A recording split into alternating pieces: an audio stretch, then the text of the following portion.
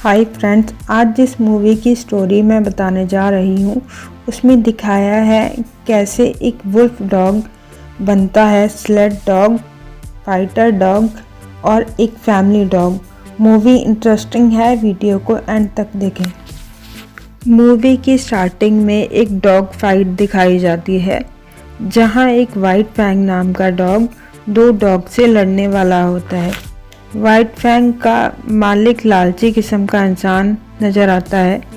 White Fang के बीमार होने के बाद भी वो उसे दो कुत्तों से लड़वाना चाहता है ताकि उसे ज़्यादा पैसे मिले, मगर वाइट फैंग बेहोश हो जाता है और तभी वहाँ एक वीडन नाम का मार्शल आता है।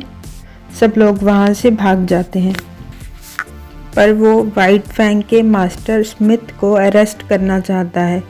स्मिथ वीडन के सर पर डंडा मारकर वहां से भाग जाता है। वीडन बेहोश होकर वाइट फैंग के ऊपर ही गिर जाता है।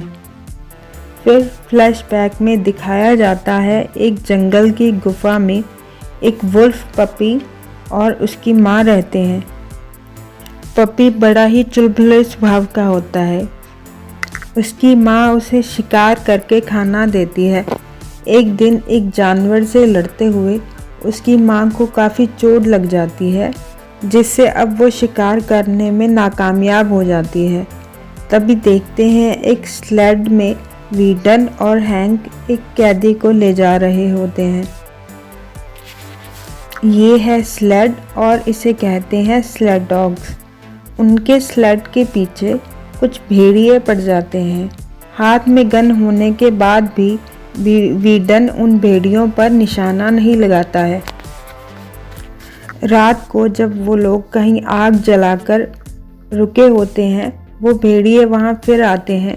वीडन बताता है वो लोग आग के पास नहीं आएंगे और कहता है वो भूख के मारे हमारे पीछे आए थे, इसलिए मैंने उन्हें शूट नहीं किया। तभी वो लोग देखते हैं उनके स्लेड डॉग्स के साथ एक और डॉग है। वो उस वुल्फ पपी की माँ होती है। हैंक उसे शूट करने लगता है, तभी वो पपी सामने आ जाता है। वीडन बोलता है ये जितना भेड़िया है उतना ही कुत्ता भी है, और वो उस पपी को एक फिश देता है और बोलता है शायद ये भी कभी मेरे काम आ जाए। वो पपी और माँ वहाँ से चले जाते हैं, मगर आगे जाकर भेड़िए उनका खाना छीन लेते हैं। फिर वो पपी और उसकी माँ एक इंसानों की बस्ती में जाते हैं, जहाँ का मुखिया ग्रे वीवर बताता है कि ये कीचे नाम की मेरी ही स्लेड डॉग थी। वो भाग गई थी, मगर अब भूख लगने की वजह से वापस आ गई है। ग्रे वीवर उस पपी को नाम देता है वाइट फैंग। देखते ही देखते वाइट फैंग बड़ा हो जाता है। उस बस्ती के लोग शिकारी होते हैं जो जानवरों का शिकार करके उनकी खाल से वूलन्स जैसे ग्लव्स बनाया करते हैं।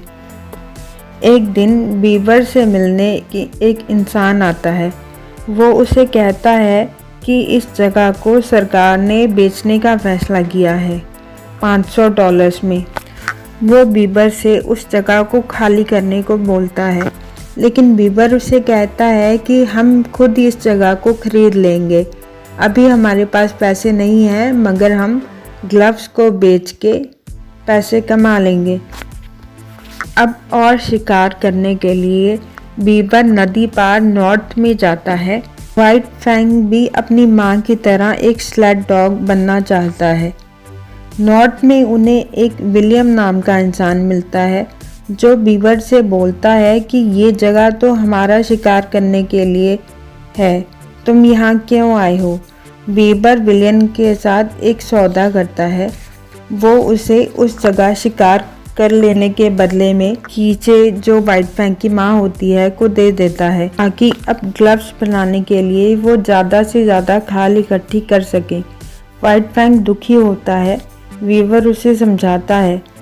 पैक के बाकी डॉग्स वाइट फैंग को पसंद नहीं करते हैं। बीबर उसे कहता है कि तुम्हें इन्हें डरा कर खुद को साबित करना होगा, और वो वाइट फैंग को एक जगह बांध देता है बाकी डॉग्स को खुला छोड़ देता है। बाकी डॉग्स सब उसे काटने के लिए दौड़ते हैं, मगर वो उन सबको डराकर भगा देता है। ऐसे वो बनता है एक स्लेड डॉग लीडर।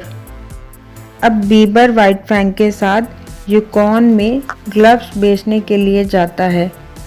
उस जगह वो जाते ही एक इंसान से टकराता है।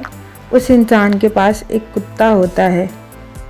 वो बीवर से कहता है कि हम यहाँ लड़ने के लिए नहीं आए हैं, और आगे बढ़ जाता है। तब भी वो इंसान अपने कुत्ते को खुला छोड़ देता है। वो कुत्ता बीबर की तरफ बढ़ता है, मगर व्हाइट फैंग आगे आकर उसे काट लेता है। स्मिथ नाम का बुरा इंसान ये सब देख रहा होता है। वो आगे बढ़कर बीबर से बोलता है कि अगर तुम्हें पैसों की ज़रूरत है, तुम ये अपना कुत्ता मुझे बेच दो, मैं तुम्हें जितने चाहो उतने पैसे दूंगा। बीबर उसे मना कर देता है। उसी रात वो सभी ग्लव्स बेच लेते हैं और पैसे एक जगह रख लेते हैं। स्मिथ बड़ी ही चालाकी से उनके पैसे चोरी करवा देता है। अब उनके पास ना ग्लव्स है और ना ही पैसे। दुखी होकर वो एक जगह बैठे होते हैं। स्मिथ उन्हें कहता है कि अब तो तुम अपना कुत्ता बेचकर पैसे लेना चाहोगे ना। और अब बहुत ही मजबूरी में आकर बीबर को व्हाइट फैंग को उसे देना पड़ता है।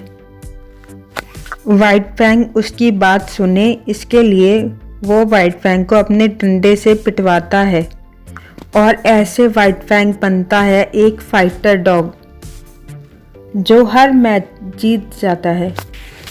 बदले में स्मिथ को बहुत पैसे मिलते हैं। वो उसे सभी कुत्तों से और उस बड़े लेपर्ड जैसे जानवर से भी लड़वाता है। देखते ही देखते व्हाइट फैंग वहाँ फेमस हो जाता है। फिर वही व्हाइट दिखाई जाती है जो शुरू में दिखाई गई थी, और अब व्हाइट फैंग वीडन के घर में है। वीडन का घर जंगल में होता है। वीडन की पत्नी उसे देखती है। पहले तो वो उसे देखकर डर जाती है, मगर फिर वो उसे खाना देती है, और ऐसे धीरे धीरे व्हाइट फैंग उसके साथ घुल मिल जाता है। वीडन बाहर आता है। पहले तो फैंग उसका डंडा देखकर उस पर गुर्राता है, मगर फिर उसे पहचान जाता है कि ये वही इंसान है जिसने बचपन में मुझे खाना दिया था। ऐसे वो बन जाता है एक फैमिली डॉग जिसे सबके साथ मिलकर रहना सिखाया जाता है। वीडन उसके साथ अक्सर एक पहाड़ी पर बैठा करता है, जहाँ से वो दूर वुल्फ को भागता देखता है। उसे जंगल में रहना अच्छा लगता है, क्योंकि वही उसका घर है। एक दिन स्मिथ और वो कैदी वीडन को मारने और फैंग को वापस ले जाने आते हैं। पहले तो फैंग वीडन को बचाकर उस कैदी को मारता है। फिर वो स्मिथ का डंडा, जिससे कभी वो डरता था, छीनकर तोड़ देता है, और वो स्मिथ को डरा देता है। वीडन उन्हें अरेस्ट करवा देता है, और अब वो लोग कैलिफोर्निया जाना चाहते हैं, जहां वीडन का बाकी परिवार होता है। वीडन अपनी पत्नी और फैंग के साथ वहां से निकलता है, मगर व्हाइट फैंग को देखकर उन्हें एहसास होता है कि जंगल व्हाइट फैंग का घर है और उसे यहीं रहना चाहिए। फिर व्हाइट फैंग जंगल में चला जाता है और एक पहाड़ी पर चढ़कर आवाज़ लगाता है। उसकी आवाज़ दूर बीवर और कीशे को सुन जाती है। ऐसे मूवी की एक हैप्पी एंडिंग हो जाती है। और मूवीज़ को देखने के लिए चैनल को सब्सक्राइब करें और वीडियो को लाइक करें। Thank you.